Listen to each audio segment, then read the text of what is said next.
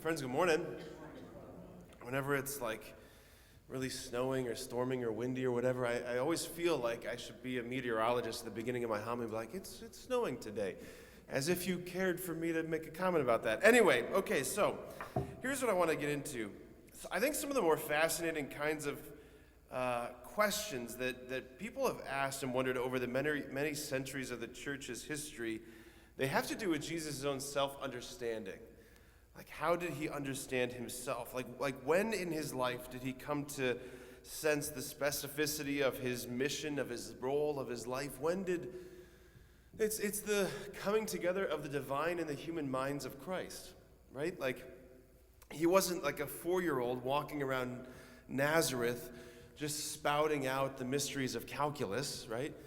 The divine mind was conditioned by the human mind, limited by the human mind.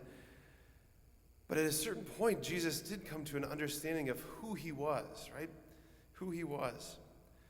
Like, did he know who he was? Like, really? Like, so in our gospel today, we kind of begin to peer into Jesus' own mind and his own heart when he's asked this question about fasting. Because his response is bizarre, right? Why do the disciples of John the Baptist and the Pharisees fast, but your disciples don't fast? And then he talks about weddings and wedding guests and bridegrooms, right? Like, what is he talking about? This answer, though, this answer is an analogy that's really illuminating, very illuminative of his own self-understanding. And this is why. Let me explain. So, if you're unfamiliar with, which most of us are, with first century Jewish wedding customs, like what Jesus says in response isn't really going to make a whole lot of sense. But if you understand the context, the milieu, the customs, there's a lot going on here. So how do we make sense of this response? So in ancient Jewish weddings, the wedding guests, they were exempt from all fasting obligations during the celebration of the wedding feast, which was a 7-day celebration. No matter when the wedding fell, if there was some liturgical fast required, they were exempt from it. They were exempt from it. The celebration of the nuptials of the couple trumped everything. It trumped everything. And Jesus, he refers to his apostles as the sons of the bride chamber, which is another way of saying they're essentially his groomsmen. Remember, I mentioned this, I'm not sure which context, whether it was rediscovering Catholicism or a daily mass homily, but John the Baptist refers to himself as the shoshbim, right? The Hebrew best man. He's the Jewish best man. And he refers to his apostles, Jesus refers to his apostles as the sons of the bride chamber. So what do you have? You have this 7-day celebration where everybody in town is invited, everybody comes, right? That's why the wedding at Cana, Jesus and his apostles, though they're not invited, they all roll into this wedding feast. It's the 7-day celebration of dancing and food and drink, and it culminates in the night of consummation. The night of consummation, where the bridegroom and the bride, they enter into the tent of consummation, where the bridegroom is taken from his friends, he's taken from the sons of the bride chamber, right? So he's removed from that relational context as he enters into this new relational context with his bride, right? And it's experienced as a time of mourning, the end of one relationship as another comes to birth, right? So in an enigmatic way, Jesus, he's comparing his death. There will come a time when I am taken away. He's comparing his death to the night of consummation when I am taken from them, meaning my apostles.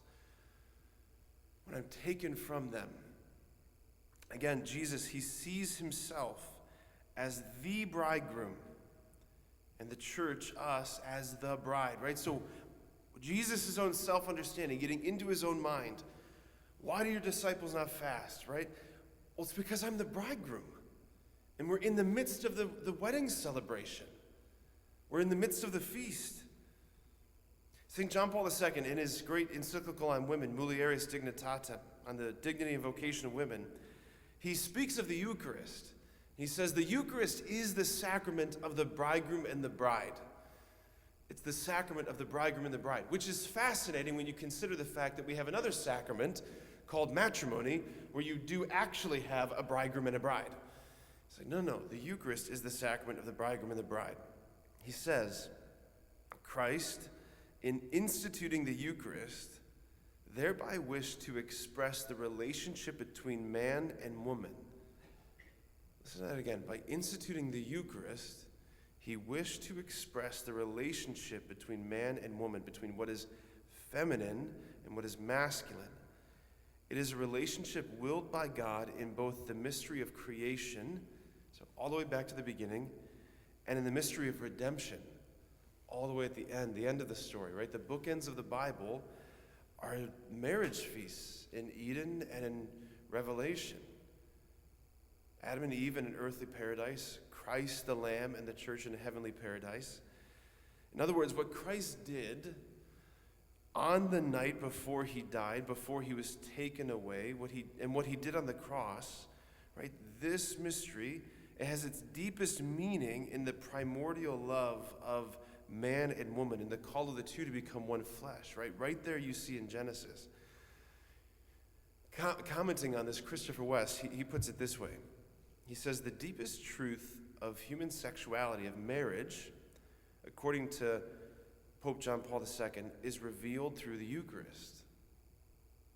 In fact, in giving us his body in the Eucharist, the gift of himself as bridegroom, Christ wanted to reveal the deepest meaning of our bodies as male and female. It is in the Eucharist that Christ fully reveals man to himself and makes his supreme calling clear.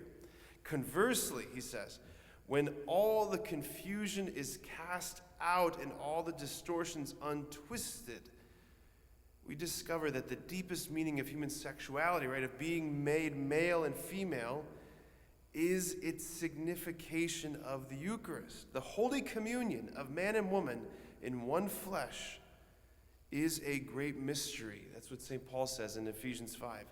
This is a great mystery that is meant to signify the Holy Communion of Christ and the Church, consummated in the Eucharist.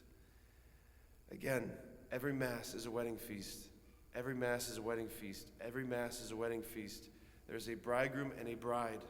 And just like every marriage, every wedding, the bride walks down the aisle to meet the bridegroom at the foot of the altar. Every Mass is a wedding feast. This is how Jesus understands himself. And if this is how he understands himself, this means this is how he understands you. Right? If this is who he is, if this is who we are, then the shape and character of Christianity is spousal, it's nuptial, it's deep, it's intimate, it's not duty-based, it's not duty-bound, it's not conformed by or characterized by meeting all these different rules and regulations and duties. It is a relationship of profoundest intimacy. He's telling us who he is. I'm the bridegroom, and you are my bride. Open to me, open to me, open to me. That's the song of his heart. Open to me. Amen.